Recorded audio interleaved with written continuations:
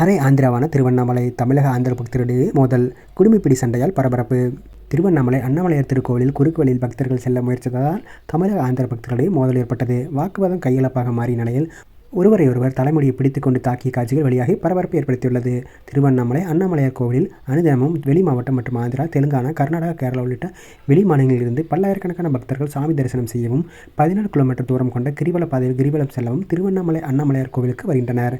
வழக்கத்தை விட பொங்கல் தினத்தை முன்னிட்டு அண்ணாமலையார் திருக்கோவிலுக்கு கூட்டம் அதிகரித்து காணப்பட்டது. இதனால் பக்தர்கள் ராஜகோபுரம் வழியாக நீண்ட வரிசையில் அனுமதிக்கப்பட்டு வருகின்றனர்.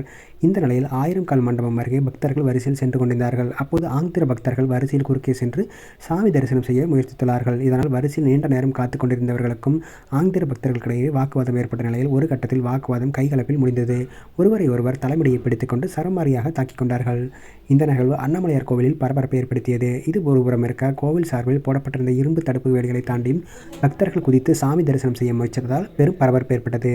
திருக்கோயிலுக்குள் மோதல்கள் நடைபெற்றுக் கொண்டிருக்கும் சமயத்தில் 2 காவலர்கள் மட்டும் இருந்ததால் அவர்களால் ஒருவரை ஒருவர் தடுக்க முடியாமல் மிகவும் சிரமப்பட்டனர். மாவட்ட நிர்வாகம் விசேஷ நாட்களில் போதுமான காவலர்களை ஆங்காங்கே திருக்கோவிலுக்குள் நியமித்து வரிசைகளை கட்டுப்படுத்துவதுடன் இதுபோன்ற அசம்பாவித சம்பவங்கள் ஏதும் நடைபெறாத வண்ணம் நடவடிக்கை மேற்கொள்ள வேண்டும் என்பது ஆன்மீக பக்தர்களின் கோரிக்கையாக உள்ளது.